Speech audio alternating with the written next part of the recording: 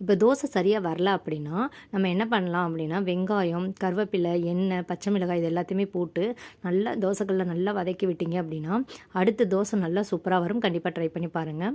அதுக்கப்புறம் பார்த்தீங்க அப்படின்னா இப்போது தேங்காய் சட்னி அரைக்கிறோம் இல்லையா, ஸோ அது கூட பச்சை மிளகாய், கருவேப்பிலை இதெல்லாம் போட்டோம் அப்படின்னா ஒரு மாதிரி சட்னி ரொம்பவே பச்சை கலரில் நல்லாயிருக்கும். பார்க்கவே ட்ரை பண்ணி பாருங்கள், டேஸ்ட்டும் சூப்பராக இருக்கும். இப்போ பார்த்தீங்க அப்படின்னா அந்த வதக்குனதை வந்து நம்ம அடை ரெடி பண்ணுறதுக்காக வச்சுருந்தேன்.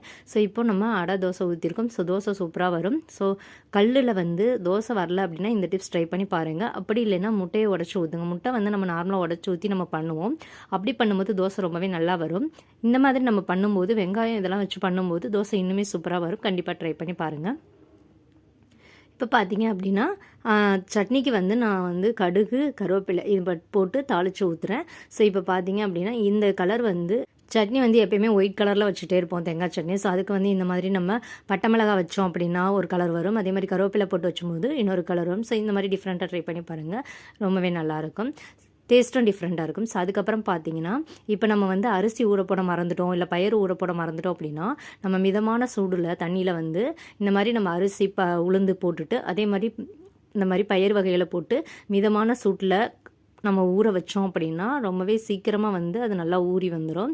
ஸோ கண்டிப்பாக ட்ரை பண்ணி பாருங்கள். அந்த இதிலே வந்து மாவும் அரைக்கிறதுக்கு வந்து 4 மணி நேரம் ஊற வைக்கிறதுக்கு 2 மணி நேரம் ஊற வச்சாலே போதும். இந்த டிப்ஸ் ட்ரை பண்ணி பாருங்கள். அதுக்கப்புறம் பார்த்தீங்க அப்படின்னா நம்ம இந்த மண்டவெல்லம் இருக்கு இல்லையா, ஸோ இதை வந்து நம்ம அடித்து உடச்சி இது பண்ணிகிட்ருக்கோம். அது வந்து கவரில் இல்லை இதிலெல்லாம் ஒட்டிகிட்ருக்கோம். ஸோ அதுக்கு பதிலாக இந்த டிப்ஸ் ட்ரை பண்ணி பாருங்கள், ரொம்பவே யூஸ்ஃபுல்லாக இருக்கும். இந்த மாதிரி கத்தி எடுத்துக்கோங்க. ஸோ மண்டவெல்லத்தை இப்படி சின்ன சின்னதாக அறுத்து நம்ம வந்து பாக்ஸில் போட்டு வச்சுக்கலாம். நம்ம ரொம்ப தேவையான போது நம்ம யூஸ் பண்ணிக்கலாம். ரொம்பவே ஈஸியாக இருக்கும். கண்டிப்பாக இந்த டிப்ஸ் ட்ரை பண்ணி பாருங்கள். இந்த வீடியோ உங்களுக்கு ரொம்பவே யூஸ்ஃபுல்லாக இருக்கும்னு நினைக்கிறேன். அப்படி யூஸ்ஃபுல்லாக இருந்துச்சுன்னா நம்ம சேனலுக்கு ஒரு லைக் கொடுங்க. இப்போ தான் நீங்கள் ஃபஸ்ட் டைம் பார்க்குறீங்க அப்படின்னா சேனலை மறக்காமல் சப்ஸ்கிரைப் பண்ணிவிட்டு அப்படியே பக்கத்தில் இருக்க அந்த பெல் பட்டனையும் கிளிக் பண்ணிக்கோங்க. அப்போ தான் நான் போடுற எல்லா வீடியோவும் உங்களுக்கு உடனுக்குடன் வரும். ஸோ நம்ம சேனலில் நிறைய டிப்ஸ் வந்து ப்ளேலிஸ்ட்டில் இருக்குது.